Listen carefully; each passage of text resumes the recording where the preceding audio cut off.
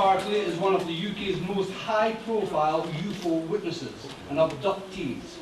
She has worked with many of the world's leading researchers of the alien abduction phenomena, including Budd Hopkins, Dolores Cannon, and the late John Mack.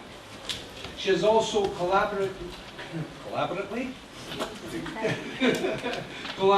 extensively with former Minister of Defence official Nick Pope, I think you all know who it is, who has described her case as one of the most interesting and compelling that he has come across. Brigitte Barclay has lived and worked in both the UK and the US, and her story has been featured in national daily newspapers, including The Sun, the Daily Mail, and as well as a variety of UFO magazines. She is currently working on a book and on a number of films and TV projects. There's one thing else I'd like to add, ladies and gentlemen. The energy in this room since this morning from Gerard and Richard and so forth has built up, and there's been a lovely, in my case, and the thing I call the spiritual energy that's built up in this room has been really good. And the love and the warmth in this room and the companionship has really built up as well. And I'd like you to extend this towards Brigitte, because this is only the second time that Brigitte has spoken in public. So please, she's very nervous, she's very lovely, she's very beautiful, and please give a big hand for Brigitte Barclay and Nick Pope.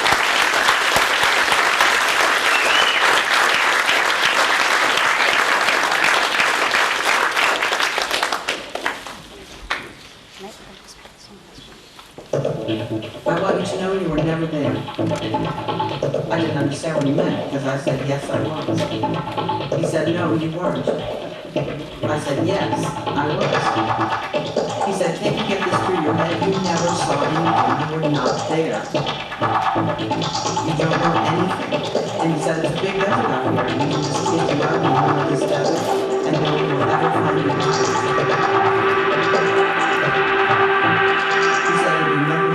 And nobody will ever know.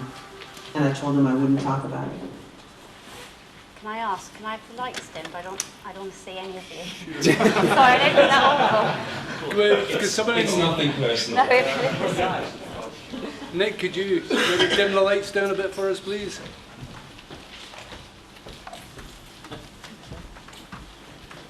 As long as we can all see you, Brigitte, we're fine. Not right now, no IT expert, obviously. He said, no, you weren't. I said, yes. So one's up here, I think. Okay, well, while we're waiting for the lights to perhaps come down a little bit, I just want to, as usual, thank the organisers for the splendid job that they've done here. And thank you, Richard, again for the introduction. Really, I'm going to take, I hope, a fairly minimal role here. It's great. I always like a situation where I don't have to do much work, because this really isn't about me. It's about Brigitte, and I'm really here as a facilitator. But as Richard said in his introduction, really, this is, despite the high-profile figures in the abduction research community that Brigitte has worked with, and despite some high-profile newspaper and magazine features, and more to come on that, really this is only the second public appearance, and the first, I mean, by an interesting piece of, I think, both poignancy and synchronicity. Her previous first appearance was 10 years ago in Leeds, pretty much right here at the late Graham Birdsall's UFO conference. And Graham, of course, is someone who was greatly loved by all of us, I'm sure, and is hugely missed for the massive contribution that he made to this field. So 10 years after that appearance, we're back. The A team is back, or is it the B team? So really, I think that's about enough from me. Aside from saying, I suppose, a little bit of how I really first met Brigitte and why I became involved in her story. As you'll find out, she's quite feisty and tenacious, despite the protestations of being quite shy and nervous. And she was involved in a local witness support group and an unfavourable newspaper article had appeared about the subject. And instead of doing what I suspect most people would do, i.e. scowl and say, oh, for goodness sake, the media making us sound like idiots, Brigitte decided, you know what, I'm not going to have that. I'm going to get in touch with this guy I've heard about, Nick Pope, who used to do this from the ministry. I'm going to get back in touch with the reporter, and I'm going to say, no, this isn't a silly season story. This is a serious story. People do see these things. They do experience these things. And I want to set the record straight. And that's exactly what she did. So, you know, don't think that you can't take, perhaps, direct action. The theme of the first day here was UFOs and the media. There are ways, if something doesn't go right, of perhaps having a go and fixing it and putting it right. So I think with that out of the way, just to give you a sense that often people have one-off experiences and encounters and things. There are some stats out there. Brigitte, if you'd just like to run us through the fact that it's not just one thing that you've seen or experienced. No. Hello, everyone. No, I don't know why I have so many sightings, and a lot of my sightings are always in broad daylight. As you can see, I usually get them very close. The closest ever I've had a craft at 45 foot to 50 foot length was about 5 metres away from me. And as you'll hear later, you know, there's a lot of involvement in that one. I don't actually class any of my nighttime sightings. I class them as broad daylight structures above me. I've seen various forms of structures, whether they be like the typical Billy Mere structure, or the very famous case in Scotland with the the balls, nautical balls, with sea mines, they're called, and I've seen those going over another abductee's house. I didn't know she was an abductee at the time, and I met her. When I did meet her, I said, well, I saw structured balls going over towards your house. So I get them in various shapes and sizes. I've seen black triangles, I've seen military intercepting them. I don't know why. You know, I'm blessed that I have, and I know lots of people out there really do want to see, but you know, I love seeing them, so yeah. Well, every story has a beginning, and in Brigitte's case, there is something, I think, quite extraordinary that has implications that go far wider than her own story. Many of you are, of course, almost everyone is familiar with the traditional blood grouping system, the ABO grouping. I mean, we've all got our blood groups. But aside from the ABO grouping, the most clinically significant categorization is the whole rhesus blood grouping. Now, in terms of that, you either have the rhesus antibody, or you have the rhesus factor, or you don't. And you are either therefore rhesus positive or rhesus negative. And something very interesting that some of you will be aware of, but we'll come on to that in a minute. And I just want to really perhaps ask Brigitte, how is this personal to you? Well, I didn't realise it was very personal until I started contacting people within the abduction field, and a lot of the times they asked, was I rhesus negative? And I said, well, it's actually a bit deeper than that. I was one of the first out of 5 test babies for the anti-D injection, that if you're a mother, the more children you have, the more chance they have of being rhesus negative. So my now godfather, well, he was my godfather at the time, was the founder of the anti-D injection. And it goes back to, Nick says, and quite a few people, that I was the start of helping other people and births if you're rhesus negative. And so now the statistics is quite high for me and the other people. There was 5 of us involved in the tests to keep people alive, babies alive, because of the anti-D injection. It's world-breaking and life-saving.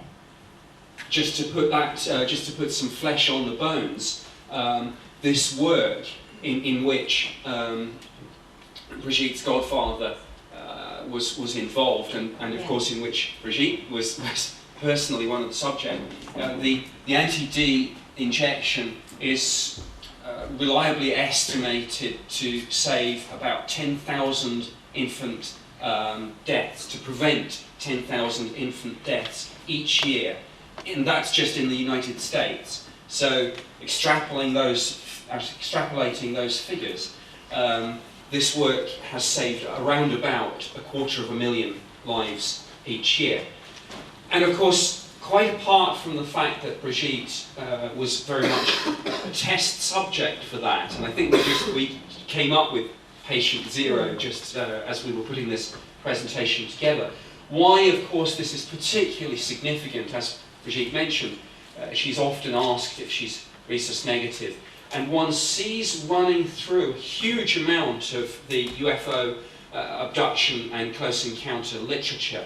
Certainly the suggestion that a significantly high proportion of people who have these abduction and encounter experiences are rhesus negative, and a much higher proportion than the general population. So is there something about being rhesus negative that is significant in the whole abduction phenomenon? Is it a reason for it? Is it a symptom of it? And is the fact that Brigitte has been almost at the heart of this, is that significant? Well, I will say that I'm no longer rhesus negative. I was born at 5 months. I was in an incubator, continuing from then onwards, still having tests done on me. And I had blood transfusion, so I am no longer rhesus negative. But obviously the start of it, with me being the test subject, that's obviously a major deal to them. So, and that's why I think maybe that my experiences have continued. Well, thanks for sharing that. Sorry being back so short, but I'm just quite shy. Well, I think something that you often find, both with UFO witnesses and abductees, is that, and we touched on this at the beginning, again, the point that things are seldom a one-off. And I think particularly when you look at the alien abduction, alien encounter phenomenon, one finds that rather than being a one-off, you're dealing with a series of events that occur throughout the life, that begin in childhood and are ongoing. And I've seen this. I mean, of course, I just very briefly, although I investigated UFOs for the Ministry of Defence, obviously one cannot, it's impossible to run a UFO project without finding yourself receiving alien abduction cases as well. So that's I suppose how I was first drawn into this. But the idea that these things perhaps start in childhood and progress throughout the life, and also, as actually we saw in Kim Carlsberg's presentation when she showed the clip from Intruders, which is based on Budd Hopkins' book of the same name. Not only is it a running group of encounters in someone's lifetime, it's actually something that seems to affect different family members. So with that in mind, I really want to ask you to tell one of the childhood stories that again, when we give these things a name, we call the Chinese girl and the gazebo story. Okay. I must have been about 6, 7. I lived in a little village in Devon when it was safe. You could roam around the village and everyone knew where everyone was, and you could walk the dog, not come back for hours, and everything, everyone knew that you were fine. Well, one day I did that. I took my dog for a walk down by the beach, and I decided to go home a different way. Now, I don't know why I decided to go home a different way, because it was not something I would usually do. It'd be down the road, home, and then, my meal on the table. But this time I went a totally different path. And I was walking down a road, went up to a cul-de-sac, and found myself a little bit lost. But there in front of me is what I call a Chinese girl. Now, obviously, when you're younger, you've got the TV, you've got Sesame Street, so you can know the variation of different people and things, and I knew that there was something very different about her. And it was, apart from her eyes, it was just her. There was, you know, it was just, she didn't say anything to me, but she just showed me some money. And it was like a communication. I don't remember recalling speaking to her verbally. I remember being there for a very short space of time and then being aware that I had to go home. But before she went, she pointed to where her house was. So being children, want to play together again the next day, she showed me her house and off I trotted off home and thought nothing of it. The next day I went to go and find her house. And it was about the same time of night, well, tea time-ish, and I went up to the cul-de-sac and her house wasn't there. There were other houses there in you know, to the right of the cul-de-sac, but where her house was, where she showed me her house was a field. And in that field is what I can describe like the typical, you know, Gulf breeze craft, was what I call the gazebo. It was a structured craft with lanterns. It looked like coloured lights around it. Off the ground, the grass was shimmering all underneath. And I just, you know, I was captivated by it. Why I sort of have always, you know, I do laugh as well at this, why I call it gazebo, because at that time, you know, you had all of like the Elvis Presley films on, and there was one out in Hawaii, and I just must have picked it from there. That looked kind of similar, the structure with lights all the way around it at night. So I used to have lots of paranormal experiences. I used to see ghosts and various things. But that one incident, I could never put into a ghost incident. I used to see, you know, ghosts as clear as all view, but that one I sort of kept on the back burner because I just knew that it wasn't right. And that was what I would say was my first UFO experience. I forgot something. Also, a couple of days prior to going to work with Budd Hopkins, I relived that experience in my mind again. I never went back to the location, but I relived the experience trying to sort of think of things that I could ask Budd and things. And I just remembered jumping down from somewhere because I thought, how the hell did I get home? I never remembered getting home. And I just remember having my hands gripping around the table and jumping down from something, and then I'm at home. And so that's why I couldn't fit it into the typical ghost sort of scenario. It was just a very different experience. I think many of you will be familiar with the concept of screen memory in abduction experiences. And I think many people are familiar, for example, with the number of abductees who that have perhaps a conscious recollection of having had some strange, unfathomable experience, and somewhere in this experience was, for example, an owl with huge black eyes, always captivating you, and then sometimes consciously, sometimes under regression hypnosis, when the veil falls away, it's like, oh no, it wasn't an owl.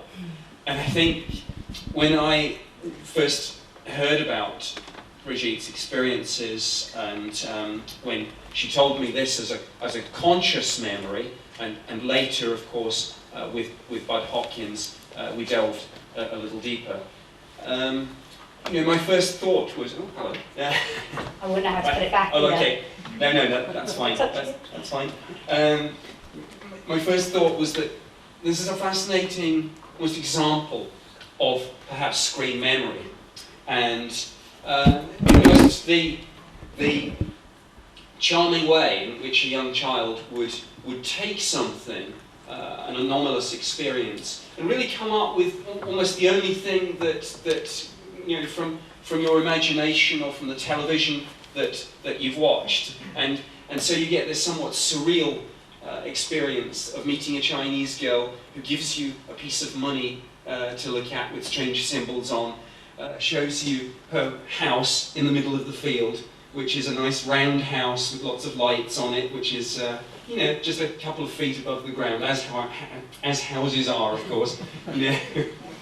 and you know, again, I think it's a marvelous example. It's one of the most narratively rich examples of this that I've come across, and it's absolutely fascinating. And I think really now another childhood experience, the man at the bottom of the garden. And again, this is something that, can you tell us? Okay. The man at the bottom of the garden, I must have seen about 4 or 5 times that I recall consciously. He would, well, this is actually, oh God, I don't know how I can use this thing. Okay, where is it? It's the bottom one. Yeah. Oh. Sorry, idiot. We got that technology from Roswell, by the way. Okay. Right, this is my old house here. This is all of my garden. Oops, the daisy, I lost it. Okay, and that is next door. Now, here is my kitchen window, and here is the barn at the bottom of the garden, and just to the left, your left, used to be a well, an old pump well. And I used to see him always by the pump well, and I would always be in the kitchen. Now, I always knew that he was there. I always had a sense that I had to go to the kitchen window and he would be there right in front of me. Now, obviously, it's quite a short distance, and it was like telepathy. I knew that he'd be there. I'd go to the kitchen window, and I used to shout to anyone, who was in the house. Mum, was usually in the kitchen cooking, or brother's upstairs. He's back. He's here, and he was dressed all in black, and kind of like what you get, like the old fisherman's suits, like the old rubber suits, top to toe.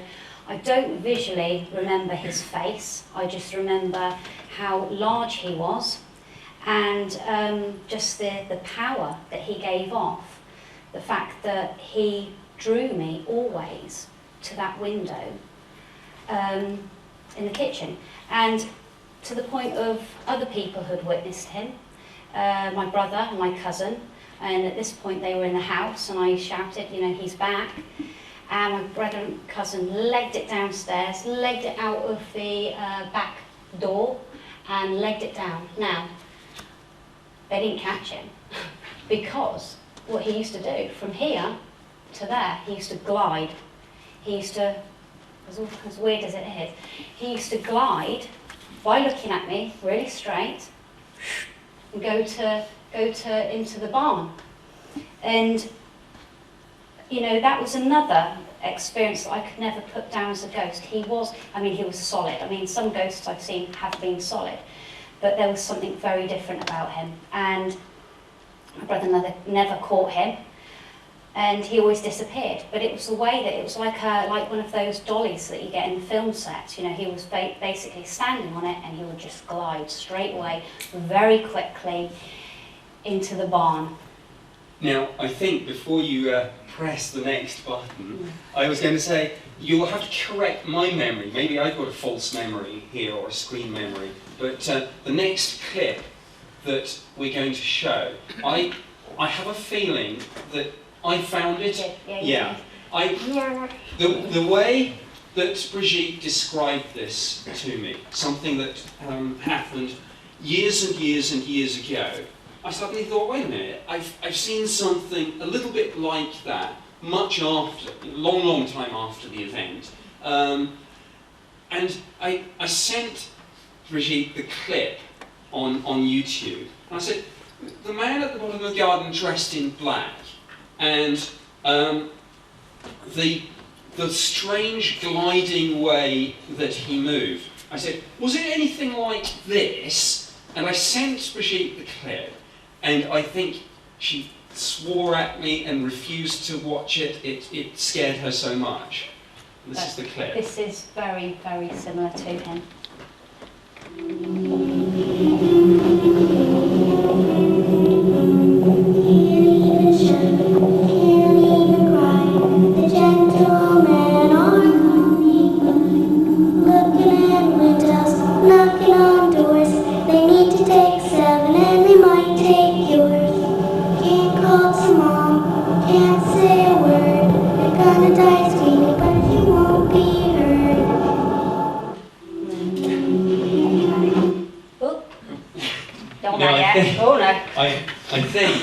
I have a feeling that it took Brigitte about 3 or 4 goes to watch that clip all the way through.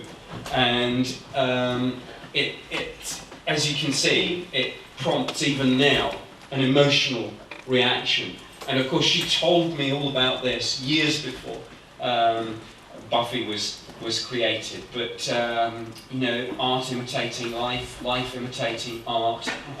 It's just interesting when you find something like that, and when it's such a match for an experience that happened many, many years before the series was created. Now, we've reached that time, I'm afraid, in the presentation where we're going to fast forward a little bit, and you know this bit's coming, Brigitte. 1 or 2 people in the audience know, most don't. We've spoken about Brigitte being one of the most high-profile abductees, certainly in terms of researchers that she's worked with and media that she's done. But until now, this has been under the name Brigitte Grant. And in fact, I think depending on which version of the programme or the tickets you've got, there's Brigitte Grant and Brigitte Barclay. But perhaps we can now, I guess, fast forward. We've done the childhood experiences. Perhaps you can tell us what you did when you grew up. Okay, excuse the title, Nick thought of it. Okay, it's quite funny really in some ways, listening to Kim beforehand, the similarities in our lives, and I've never met Kim before, and I'm sure we will definitely talk, but there's huge similarities, and I know with most abductees there usually are. Okay, my past is my past, okay, I will state that now, okay. That's 25 years ago, and I used to be a former The Sun page 3 girl. I used to do the Private calendars, American Penthouse Pet, Playboy model, and lived a fantastic life. I used to date famous people, do fantastic things, had money, had everything that I ever wanted really, but I was still having experiences, like Kim. And it was very hard to deal with some of those experiences on some of the jobs that I had, and not having the support of anyone to speak to. I kept a lot of this to myself. So that's what actually took me out to Los Angeles, where I had my very big close encounter. I stopped modelling, and then I was a makeup artist out there. And I wasn't Kim's makeup artist that she's talking about, but I nearly died, I have to say. But it's like, I'm sure. Anyway. So, yeah, I wanted to bridge out of the modelling, and everyone that I knew within the industry were kind of rat bags, actually. And that wasn't me, because I lived another life of realising, actually, there is so much more out there than this false world that we lived in. And even though it brought me fantastic things, like I said, beautiful places, beautiful classic cars, all of the things I do kind of like, it didn't actually mean anything after I'd had an experience. So, yeah, good, that's over and done with. Okay, well I won't ask you then about it. No. Well, okay, we've got that little revelation out of the way, but I think it is worth just pointing out that all this Brigitte dated celebrities, certainly mixed with them socially all the time, and it just does raise the interesting question, and I think it's been touched on, and I think it may be touched on in some future presentations, but we're all familiar, of course, with famous people who've seen UFOs, and including John Lennon, Jimmy Carter, Ronald Reagan, Muhammad Ali. We know of celebrities who are interested in UFOs, such as Robbie Williams, Peter Andre, and a number of others. And I think it is difficult for people in the public eye, whether they're in the film industry, whether they're in the glamour industry, whether they're in the music business, but it is incredibly difficult for those people in the public eye to, firstly, to deal with these experiences, when they're happening, when they already have such full-on lives.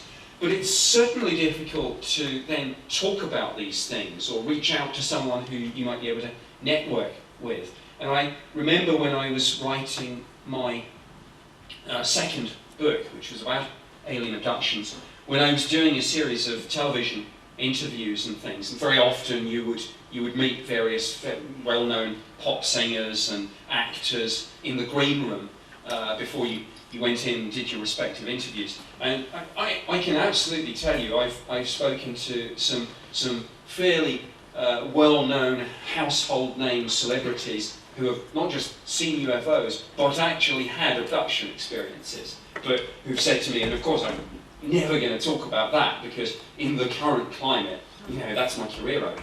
But I know they're out there, I know their names, and you know, one day, maybe, some of those people, and if I were to say the names, which obviously for witness confidentiality I won't, you would almost all have heard of them, I'm sure. So celebrities and UFOs, celebrities and close encounter abduction experiences. Yes, there are some fascinating stories out there, and I hope we get to hear them.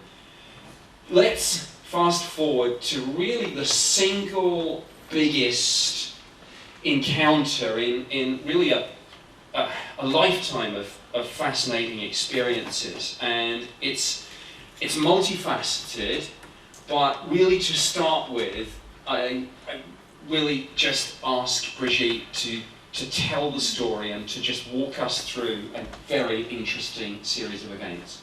Okay. A regular day out in LA. I'd taken a girl that I knew for a job interview, and on a day of drive, and finished the job interview.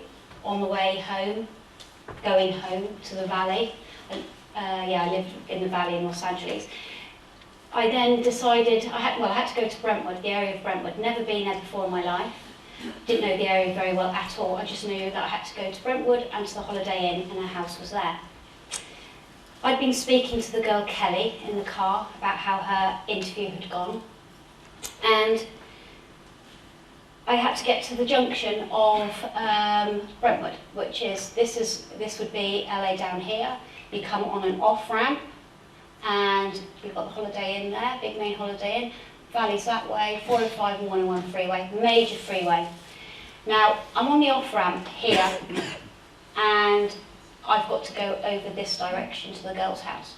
On my off-ramp, 10 to 6 at night, beautiful daylight, really nice warm day, windows wound down in the car, chatting away to her. And then I start to feel really apprehensive and very nervous, very much like I am now. And something in my stomach, and I just, you know, it's bigger than butterflies. And it's just building and building and building, and I just, you know, I'm totally unaware of what it's going to be. Now, Kim said something again earlier, which was, you know, you've got to be really careful what you wish for or what you ask for, because 2 days prior to this incident, I was with a partner that I'd had UFO experiences with before, a very, very close encounter with him. And I needed a way out of the situation. I didn't know what to do. And I put it out there. Please, you know, make something happen. Really make something happen. And 2 days later, I had this encounter. Okay. Right, oh, hang on, if I go back one more, sorry. Okay, so I'm on the off-ramp here, there's traffic lights here, and I need to go this way. You've got UCLA College going there, and like I said, you've got the Holiday Inn here. Right. I would have been kind of in that car there. Now, back then, 18 years ago, there was a wall along here, and you can see the remnants of that wall.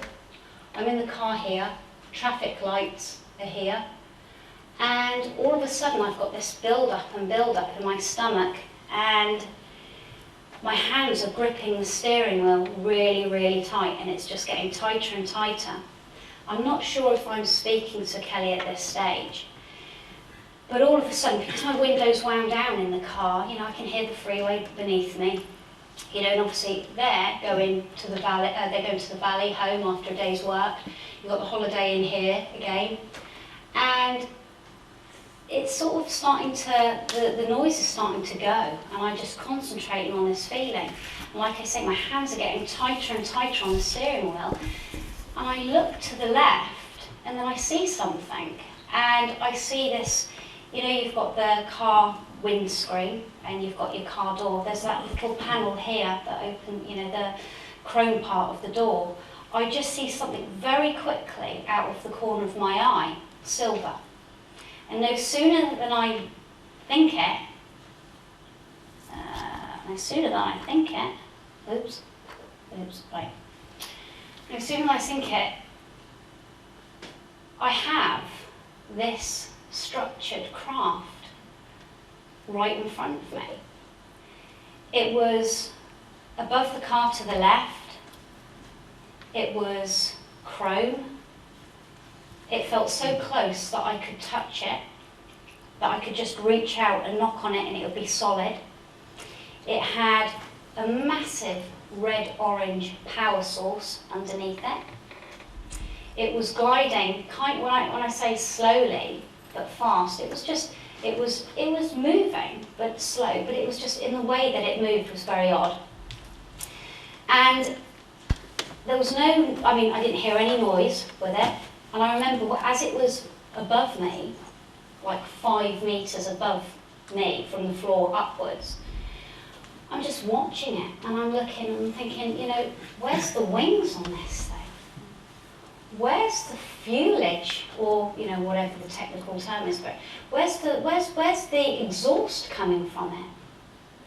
And as it's gliding above me and it's just going over the bonnet of my car, and I'm glad that we can swear now because we couldn't last, 10 years ago. But, Kelly's next to me, and then I'm looking, I've got my nose to the windscreen, and I just go, what the fuck is that? But, because I was like in awe of what this was, and it's now it's, oh dear, I told you, absolute crap. It's now in front of the car, in front of me. And, so it's obviously come from here, low, and it's glided in front of the car. And, like I say, I can't hear anything with it. My hands are gripped to the steering wheel. I feel physically sick. My eyes are watering. I can't think straight. It's a bit like one of those Filofax things. My brain is just going round and round, trying to categorise what it could be. And obviously, once I've sworn, we've both got our face to the windows and we're watching this. Let's see if this works. Oh, it does. Okay. Obviously, that's the kind of scenario anyway. And it's headed towards UCLA College.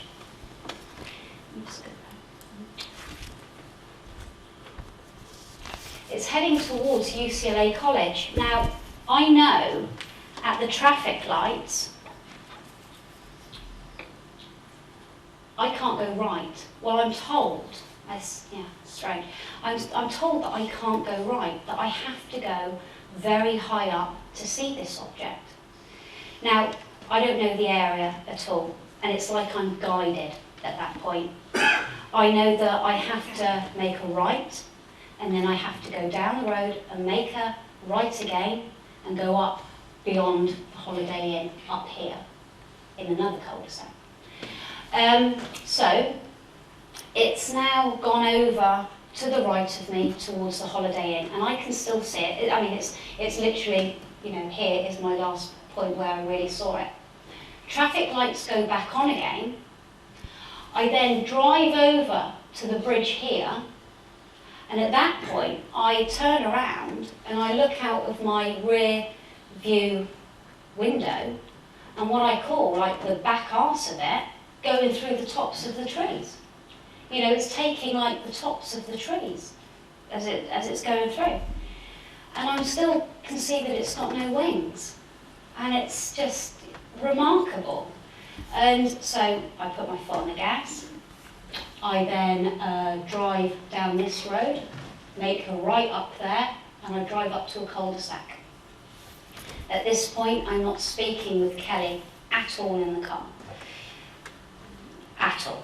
And get to the top of the cul-de-sac, something like out of Dukes of Hazzard, spin it round the car.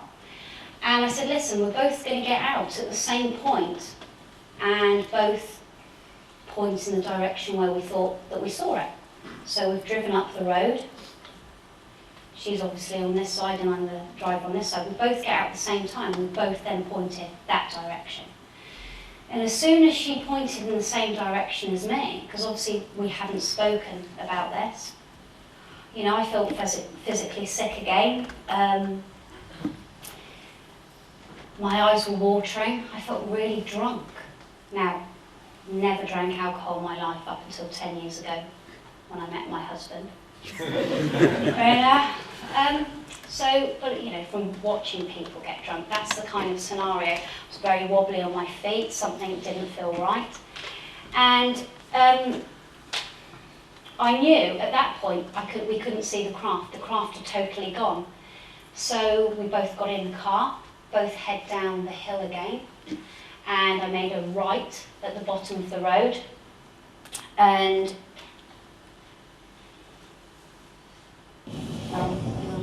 maybe have another look.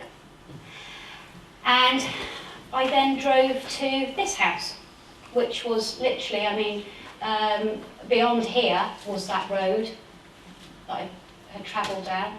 Came here, drove into my friend's drive, parked the car up there, and before I parked the car up, obviously still not speaking to Kelly, I knew that it was like I was programmed that I had to go to Kelly's, I had to go to the house, but I knew that I couldn't go in. I knew that I was going to go in and have a cup of tea with her initially, we both were, but I knew that the way that I felt and what I'd witnessed, I was obviously not in my correct mind to. I remember getting out of the car and just feeling so shaky that I had to use the car to control me. God knows how I actually drove there, but I sort of was gliding my fingers along the car. I didn't want to look at anything. I didn't want to look in the sky. I didn't want to look around me. I just had my head to the ground. I didn't want anything to move. I just didn't want to, look at anything. She came to the door. I gave her the money I owed her. And then I said my goodbyes. I said, I've got to go. Something, strange has happened to me. Got back in the car and went to sit here. Now, because it's, the time of day, you've got a lot of people going home. Now, actually, I don't know where that goes to. I just know that this is the area of Brentwood. And you've got a few shops up here. So at this point, I'm trying to pull my car out from there to get over here to go back along that same road. And as I there at the driveway, oh, hang on, I've done something there.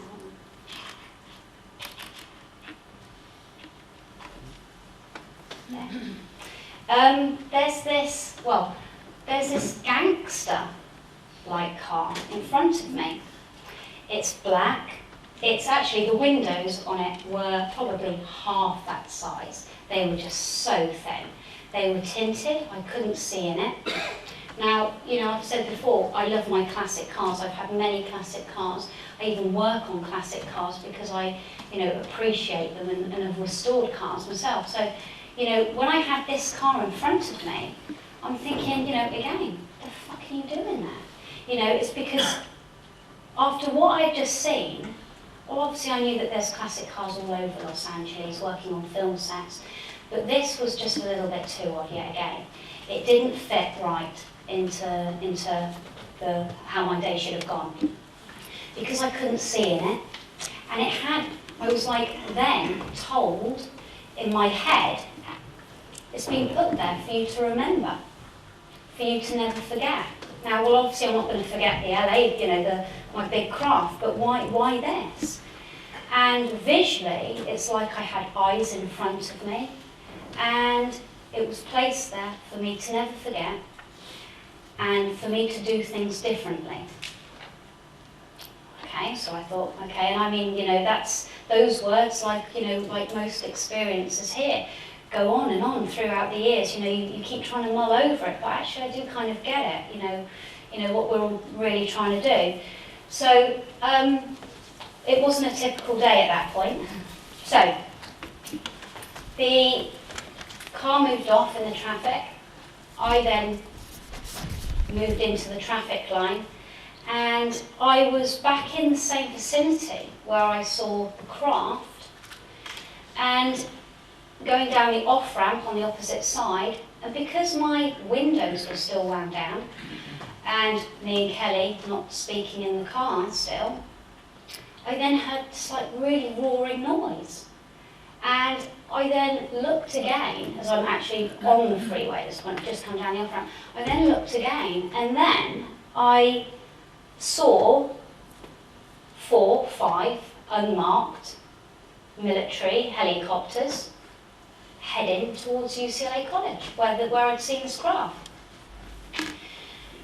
And you know, I'm like, you know, still not speaking to Kelly. Drove home to my apartment. My partner was there at the time. Put my bags down. Kelly walked into the restroom to go to the toilet, and I just remember catching a glimpse of her in the restroom, you know, mirror, and you know, she looking at me looking at her, and those words that were exchanged just by looking at each other were like, you know, I'm not going to swear again, but you know, something's really gone on. And 2 days after my Los Angeles encounter, I packed my bags and left. I don't know where Kelly is. And in our previous talk, her name was always Jane. And because that's what I thought her name was. And it wasn't until my ex-boyfriend, who I'd actually had a UFO experience with anyway, and I lived with in this apartment, he totally forgot that actually her real name was Kelly. And it's like, whether it be like a screen memory for him, I don't know, but it's like, I would love, obviously, for her to come forward, so that's why I put it out there now that her name is Kelly. She's a hairdresser out, you know, wherever. I would love it, and I know everyone has a different path in this. Some people don't want to talk about their encounters, but this was such a remarkable encounter. I would love for her to come forward to actually say that, you know, she was with me, but she hasn't as of yet. And that would have been like the sort of scenario that would have been seen. Now, you know, people were at the Holiday Inn. I don't think it's the Holiday Inn anymore. I've been told recently it's been changed, but you know, it was a restaurant on the top of the Holiday Inn. So at that time of night, people would have been eating after, you know, after staying there or getting ready to go out in Los Angeles, go to the Rose Bowl Theatre to watch something. So, you know, people say, you know, why you? Well, I'm really hoping that someone else would come forward that had seen something that was packed on the freeway. You know, the Holiday Inn must have been packed with people. So this is, I've done this picture because I think it's the same similar craft. Okay, that's a different, you know, helicopter, but that's what it was. You know, these helicopters, you know, were going very fast to intercept, you know, this craft, low-flying, you know, craft. I think, I mean, it's an absolutely fascinating encounter. I mean, there are elements, I think, of all sorts of different stories that we've all heard in there. And again, just to me, the narrative richness of this whole string of experiences seems to have elements of up-close and personal UFO sighting. And by the way, that animation is a close approximation done by a friend of yours to illustrate, firstly, what this thing looked like, but secondly, the critical point, this wasn't some, you know, vague light or shape in the sky. This really was close. And that raises some interesting questions. We've got this string of experiences, the sighting itself, the strange unmarked car, and Brigitte knowing her classic cars, but this is just unlike anything that she's ever seen or is familiar with. The unmarked black helicopters, the question, were they chasing it? Were they escorting it even? There are all sorts of issues. One can look at classic cases like the Cash Landrum sighting. And of course there's an example of a UFO seen at very close range. There's an example, obviously, of a large number of military helicopters apparently escorting this thing. Those of you not familiar with the case, I mean, it involved what tragically seems to be a death as a direct result of a UFO encounter, and the feeling that there was radiation coming from the underside of this craft. And again, you know, the disturbing possibility that one of the things that made you so giddy and disorientated was even a mild dose of radiation, exposure to an electromagnetic field. Again, I think there are all sorts of possibilities thrown up by this series of events. But I mean, like any events, sorry, do you want to come in? No? like any series of events, again, I said earlier, there's a beginning, a middle, and an end. And it just, I think, seemed to both of us that it was almost like there was a bit of the story missing. And particularly, I mean, I can't speak for the work that Brigitte did with Dolores Cannon, not really with John Mack either, but I actually accompanied Brigitte for a 5-day trip to New York a while ago. And Brigitte's aim was to spend a number of days with Budd Hopkins, who I'm sure you're all familiar with, the abduction researcher. Again, the book and the TV miniseries Kim showed in her presentation. And during the course of Brigitte's stay with Budd and sessions that they did on all of these encounters that we've discussed today, obviously, both consciously and with the use of regression hypnosis, more pieces of the puzzle emerged. And perhaps I can take you back to, I guess, where there seemed to be this disconnect, the gripping of the steering wheel. Okay. Okay. I'm at the car. I'm in the car. My hands on the steering wheel, gripped very, very tightly. Obviously, still not speaking to Jane, and I just knew that there was something building and building and building. Now, it wasn't before I saw the craft. All of a sudden, it's a bit like when people have got low blood pressure. The lights start to dim, and you hear buzzing or tones, and I just started to black out. And even though I've still got my hands on the steering wheel, I feel like I'm being pulled apart. I'm being sucked out of the car. And it's like, the way I can only describe it, it's like every atom of my body is then going through the wheel, the dashboard, and then from the dashboard through the engine, and then through the engine, and then up, all in fragments. And then, all of a sudden, I'm somewhere else. Now, I don't really recall being on board a craft ever with any of my experiences. But what I do get with my experiences is when I have had abductions and I have beings next to me, I'm always put in a place that obviously they know that I feel familiar with, which is in a field. Now, after I'm pulled out of the car, I've got beings, 3 beings in front of me. And the feeling that I have from them is just total love, beyond anything.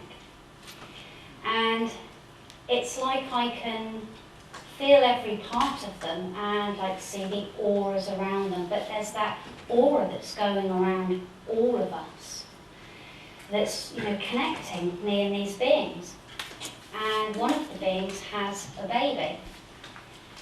Now, I know that the baby wasn't mine, and I was, pretty adamant by that. But what I'm adamant, totally in, with all of my experiences that I've had, it has always been about the beings. Even like the man at the bottom of the garden, the bond that I had with that, and I knew that he was there. These beings were, in our last talk, I had done a drawing and I wasn't able to find it again to put it on this one. But they were tall, they were like transparent, I could see their flesh, they had blue veins, they had pink veins, they had hair, they had blonde hair, but it was like a hair transplant. Now, being an ex-makeup artist, I studied them when they were in front of me.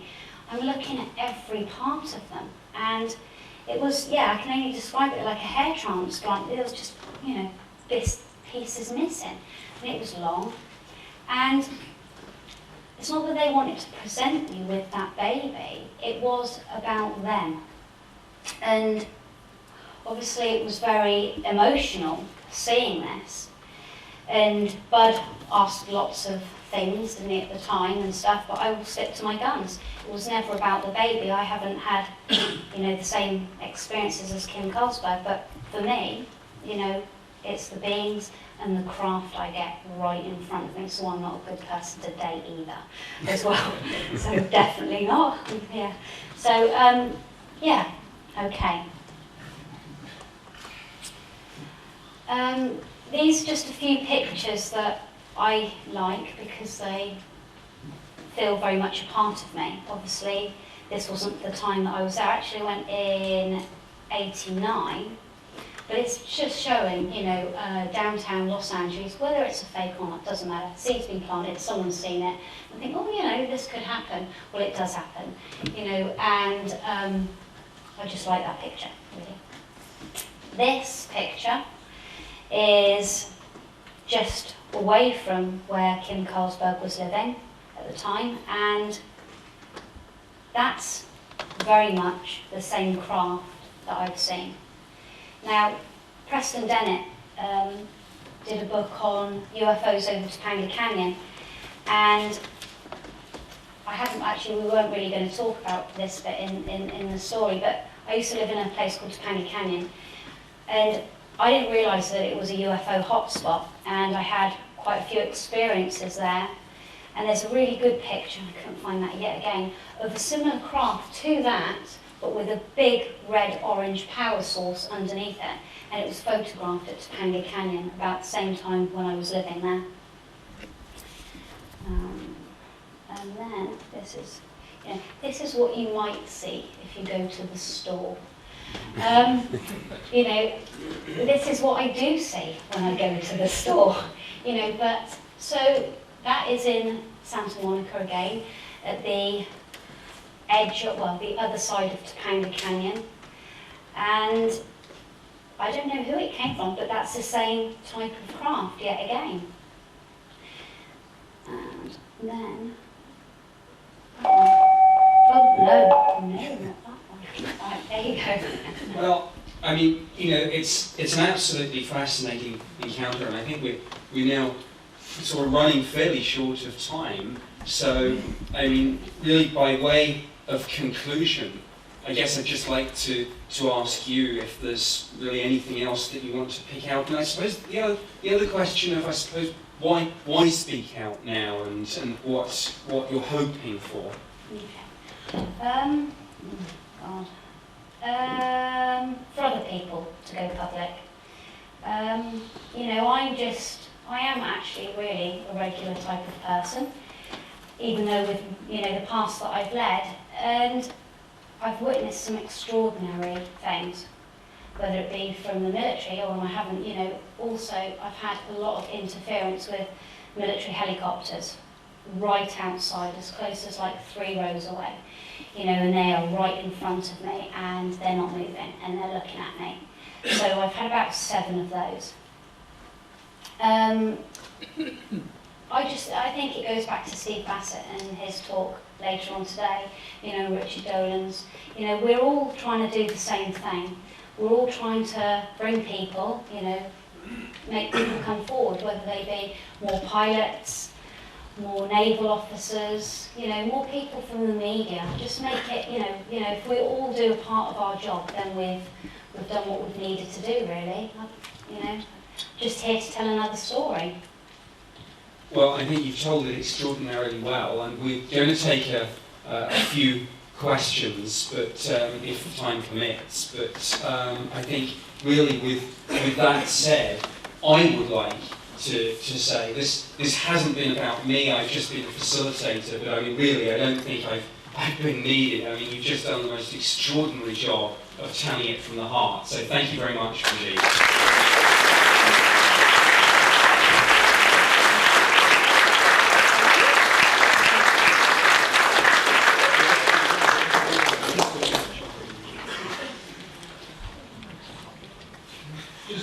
We should have time for a couple of questions anyway, but just before we do so, I'd just like to give a vote of thanks to Brigitte. It was probably my Scottish accent. Sounds gorgeous. Lovely. Just before that, I'll call the budget and all that. Just a few points I'd like to make down, especially for you, Brigitte. One of them was that calling you Brigitte, as opposed to Brigitte. I also had Nick doing that earlier, so it's not so bad. It was lovely to see your nerves replaced by an honest and articulate presentation. I'm sure everybody in the audience noticed this.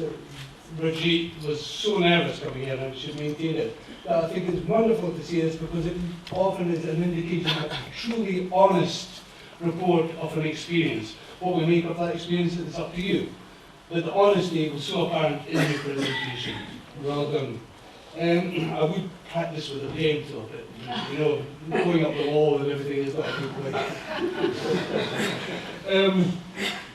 Once again, we got this crossover again with psychic experiences and the science and the ufology. I often wonder if there is a connection here between what people see and report as a paranormal experience, which I've been involved with a long time myself, and what's actually interdimensionals, ufology.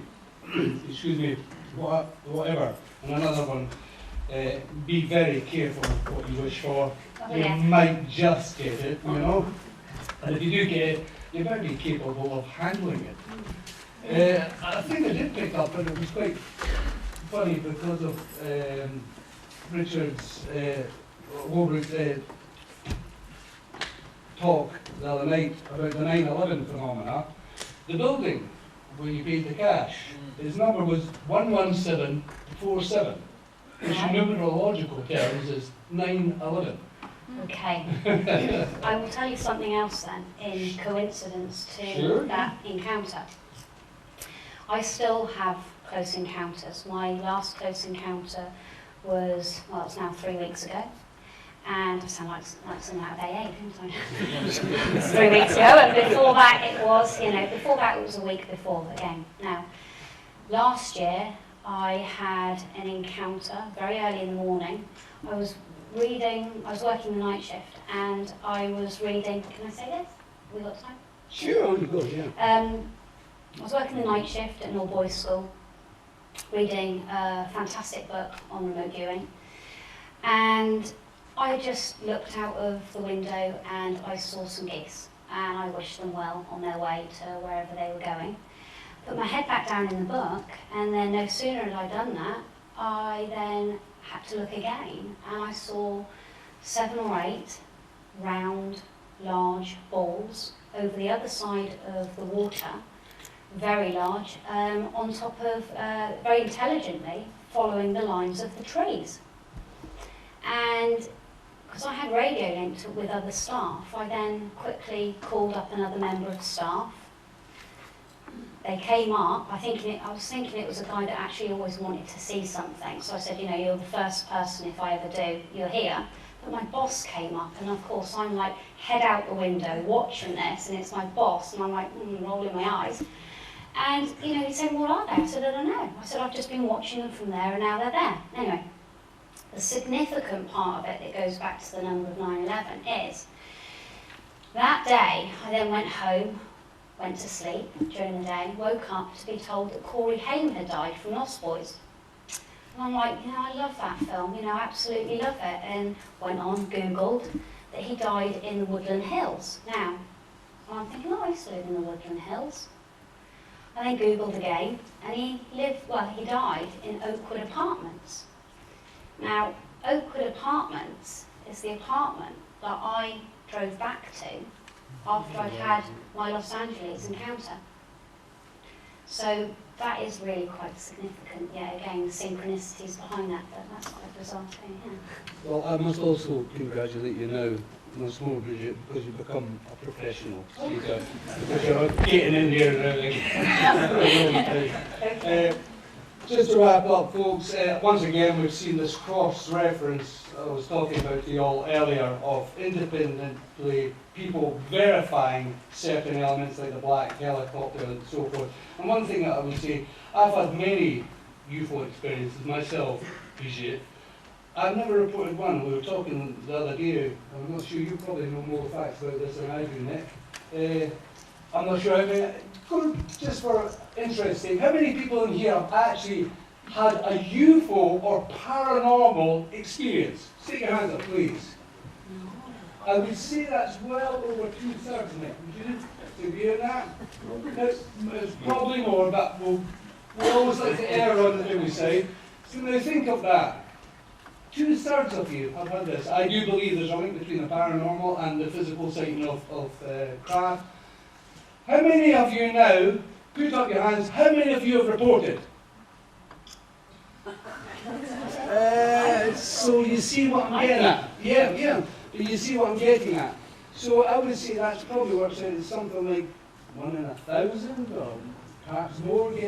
Actually, take that report back. So you're definitely not alone. Oh, I know that. I would like you all to put your hands together and give a real big Exopolitics 2011 thank you.